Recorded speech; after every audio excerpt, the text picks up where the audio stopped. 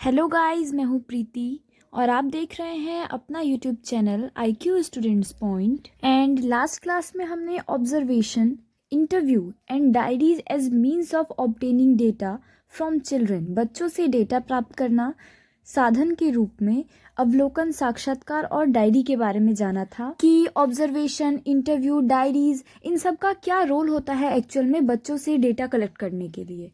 Right. तो अगर आपने लास्ट क्लास नहीं देखी है तो लिंक मैं आपको नीचे डिस्क्रिप्शन में प्रोवाइड कर दूंगी। लास्ट क्लास आप जाके चेक कर सकते हैं, देख सकते हैं। राइट। सो आज हम हमारे आज के टॉपिक के बारे में बात कर लेते हैं। आज का टॉपिक है हमारा यूनिट 2 का 4th point, drawings and photographs as tools for exploring children's world. Means कि ड्राइंग्स एंड फोटोग्राफ्स की हेल्प से आप कैसे बच्चों के वर्ल्ड्स के बारे में जान सकते हो, बच्चों की दुनिया की खोज के लिए उपकरण के रूप में चित्र और तस्वीरें। इसके बारे में आज हम जानेंगे डिटेल में।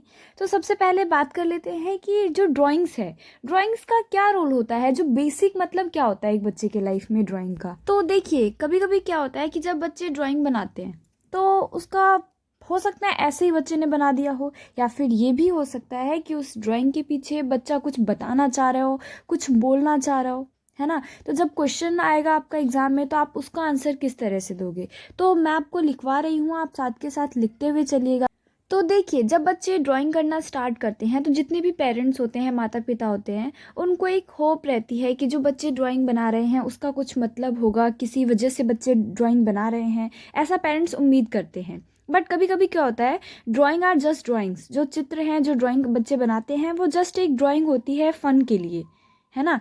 बट सम टाइम ये जो ड्राइंग्स हैं इसका बहुत सारा मतलब होता है, डीप मीनिंग होती है। कभी कभी ड्राइंग सिर्फ ड्राइंग होती है जिसमें पेज पर खुद को दिखाने के अलावा कुछ भी नहीं होता, लेकिन कभी कभी बच्चों के चित्रण की व्याख्या करने का अर्थ है कि आप एक गहरी परत की खोज कर रहे हैं।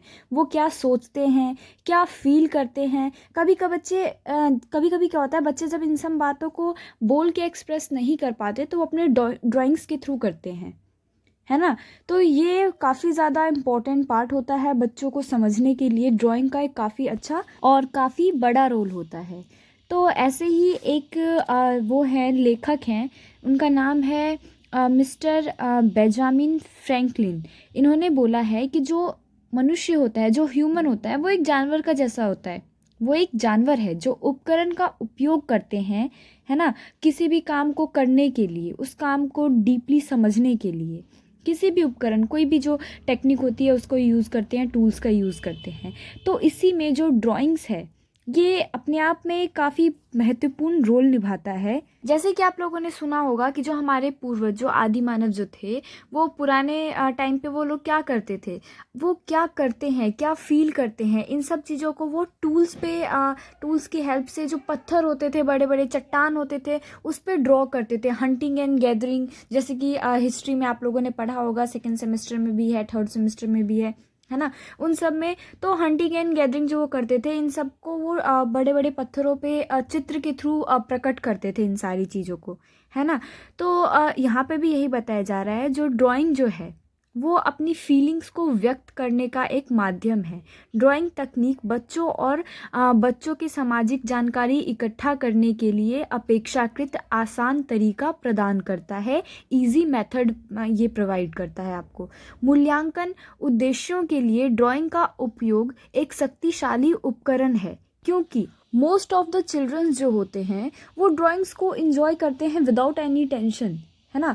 While many childrens dislike answering question, जबकि बहुत से स्टूडेंट्स जो होते हैं, बहुत से बच्चे जो होते हैं, वो क्वेश्चन आंसर्स ये सब वो करना प्रेफर नहीं करते, उनको पसंद नहीं होता ज़्यादा क्वेश्चन के आंसर्स देना। इस वजह से जो ड्राइंग जो है, drawing test can be completed quickly, easily and in enjoyable way. तो कहने का मतलब ये है कि जब आप ड्राइंग के थ्रू बच्चों से उनकी फीलिंग्स जानने की कोशिश करते हो तो इसमें बच्चे अनकंफर्टेबल भी फील नहीं करते हैं और अपनी फीलिंग्स को वो बहुत ही ईजली, बहुत ही क्विकली और इंजॉयबल वे में आपको अपनी फीलिंग्स बता देते हैं। तो अब ये तो हुई कि बच्चे ड्राइंग के थ्रू क्या कैसे एक्सप्रेस करते हैं। अब बात आती है कि बच्चों की ड्राइंग की स्टडी एक्चुअल में कैसे की जाती है।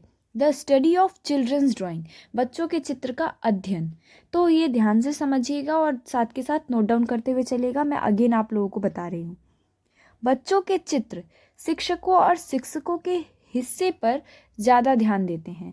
बच्चों की अभिव्यक्ति उसकी प्रकृति का एक हिस्सा होता है। The children's expression is a part of his nature, बच्चा कैसा है ये बात जानने के लिए सबसे पहले आपको ये नोट करना होगा कि बच्चा किस चीज़ पे कैसा एक्सप्रेशन देता है।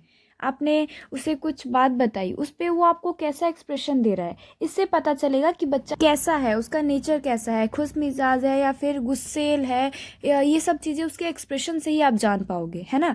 जब बच्चे आकर्षित होते हैं तो वे ध्यान से अपनी सामग्री, जो मटेरियल्स होता है उनका, जो कलर्स होते हैं, पैटर्न्स होते हैं, पोजीशन होता है, उसके बाद जो साइज़ होता है, ये सब चीज़ें पहले वो डिसाइड करते हैं कुछ भी ड्रॉ करने से पहले। The children's drawings are unique and can give us precious information about the young artist. जो बच्चों की जो ड्राइंग्स होते हैं उसकी हेल्प से हमें बहुत सारे यूनिक एंड प्रीसियस इंफॉर्मेशन, अद्वितीय और बहुत ज़्यादा यूनिक जो इंफॉर्मेशन होते हैं वो हम प्राप्त कर सकते हैं।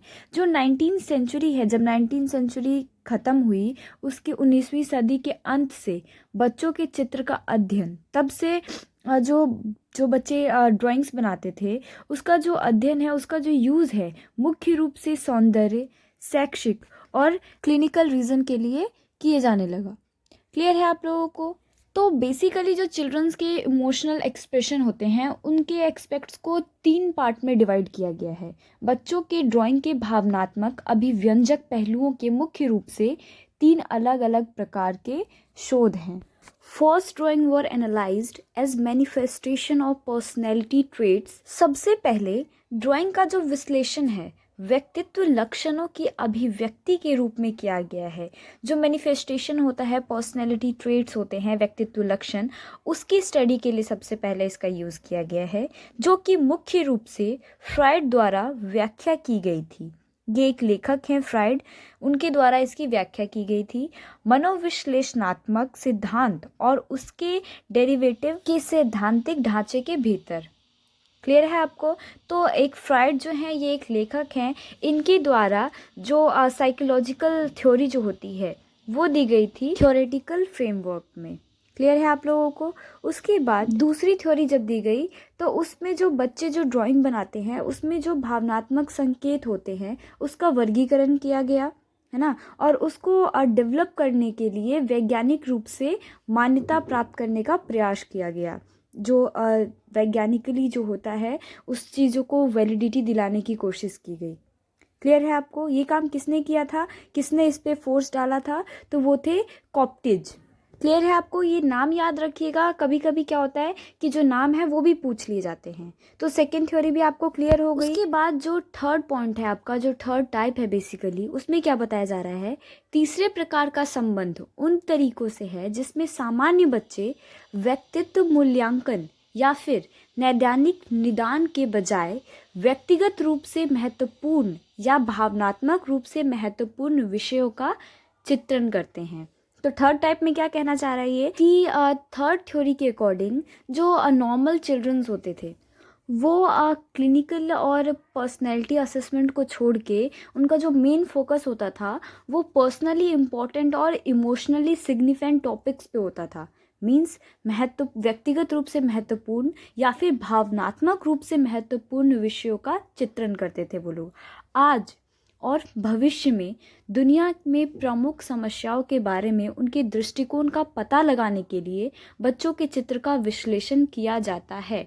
मीन्स आज का जो टाइम है, आज की जो दुनिया है उसमें जो ड्राइंग्स होती हैं उसका मेन यूज़ किस लिए किया जाता है, जो बच्चे होते हैं उनके दृष्टिकोण का पता लगाने के लिए, वो क्या सोच रहे हैं, उनका नज़रिया क्या है किसी चीज़ को एनालाइज करने का, इस चीज़ को समझने के लिए इस थ्योरी का यूज़ किया जाता है। क्लियर है ड्राइंग्स का। तो ये चीज़ क्लियर हो गई अब आप लोगों को। अब इसके बाद आता है कि जो ड्राइंग्स हैं वो डिफरेंट डिफरेंट कल्चर के चिल्ड्रंस के अलग अलग डिफरेंट डिफरेंट ड्राइंग्स होते हैं। इस पे बहुत से जो साहित्यकार हैं उन्होंने अलग अलग संदर्भ दिए हैं अपने, तो आप ये भी नोट डाउन कर लीजिएगा। मैं यहाँ पे सब कुछ आपको स्लाइड में आपको शो हो रहा होगा, आप लोग यहाँ पे पॉज करके वीडियो को उसके बाद अपना नोट डाउन कर सकते हो इसको। क्लियर है? इसमें मोटा मोटा मैं आपको थोड़ा सा बता देती हूँ कि यहाँ पे कहने का मतलब क्या है। तो यहाँ पे कहने का बेसिक मतलब ये है कि जो डिफरेंट डिफरेंट कल्चर के जो चिल्ड्रंस होते हैं वो डिफरेंट डिफरेंट वे में अपने ड्राइंग को प्रेजेंट कर सकते हैं। सिर्फ डिफरेंट डिफरेंट डिज़ाइंस ही नहीं, डिफरेंट डिफरेंट ड्राइंग्स ही नहीं, उनको जो ड्राइंग प्रेजेंट करने की जो रणनीति होती है वो भी डिफरेंट हो सकती है, स्ट्रेटजी डिफरेंट हो सकती है, माइंडसेट डिफरेंट हो सकता है। तो बेसिकली ये कहने का मतलब है आपका। इसमें टॉपिक को नोट डाउन कर लीजिएगा, इंपॉर्टेंट टॉपिक है। वीडियो पॉज करके उसके बाद आप अपने नोट्स बनाओ, क्योंकि अगर आप लोग साथ के साथ अपने नोट्स प्रिपेयर नहीं करोगे तो पीछे आपने क्या सुना क्या समझा या आप भूलते चले जाओगे आगे। तो इसलिए साथ के साथ नोट्स प्रिपेयर करना मैंडेटरी है आप लोगों के लिए मेरे अकॉर्डिंग, राइट। बाद में आप लोग ये ना बोले कि मैम प्लीज़ PDF प्रोवाइड करवा दीजिए या फिर नोट्स बनवा दीजिए। तो मैं ऑलरेडी नोट्स बनवाने के लिए आपको कंटेंट्स प्रोवाइड करवाते हुए चल रही हूँ, तो इसलिए नोट्स भी आप लोग साथ के साथ बनाते हुए चलना। देन आता है आपका drawings as a communicative tool, संचार उपकरण के रूप में आरेखन। एक संचार उपकरण के रूप में ड्राइंग, जबकि ड्राइंग व्यक्तिगत अभिव्यक्ति का एक प्रकार है, यह एक संचार उपकरण भी हो सकता है, राइट। ये एक कम्युनिकेशन टूल भी हो सकता है ऑब्वियसली। तो कहने का मतलब ये है कि जो ड्राइंग्स है वो लैंग्वेज के कंपैरेटिवली ड्राइंग्स हमें ज़्यादा देर तक याद रखी जा सकती है। ड्राइंग्स के हेल्प से आप चीज़ें ज़्यादा टाइम तक याद रख सकते हो। तो जो बच्चे होते हैं, जो चिल्ड्रंस होते हैं, वो ड्राइंग के माध्यम से परिचित लोगों के साथ संचार करते हैं, कम्युनिकेशन करते हैं। वे जीने के लिए कौशल विकसित करते हैं और विश्वास की भावना का निर्माण करते हैं। बच्चों के चित्र में विकास का क्रम होता है ना। मोटर कौशल होता है, भावनात्मक डेवलपमेंट होती है, मनोवैज्ञानिक जो होता है विकास होता है, धारणा का विकास होता है, राइट। तो बच्चे अपने अंदाज में जो कुछ भी जानते हैं वे उसे वो पेपर पे बनाते हैं। ये बहुत सिंपल था, आपको क्लियर हो गया होगा यहाँ तक, है ना। दूसरे शब्दों में धारणा कार्य, संवेदनशीलता, भावनाएं और मोटर प्रशिक्षण बातचीत करते हैं और वहाँ सामाजिक अनुभव का कारक जोड़ा जाता है और चित्र कागज पर खींचा जाता है। क्लियर है आपको? तो ये नोट डाउन कर लीजिएगा आप कि जो ड्राइंग्स है उसको कम्युनिकेटिव टूल्स के रूप में भी यूज़ किया जा सकता है बातचीत करने के लिए। उसके बाद बात आती है कि जो बच्चे जो ड्राइंग्स बनाते हैं उसका विश्लेषण आप कैसे करोगे, कैसे एनालाइज करोगे आप उनके ड्राइंग्स को।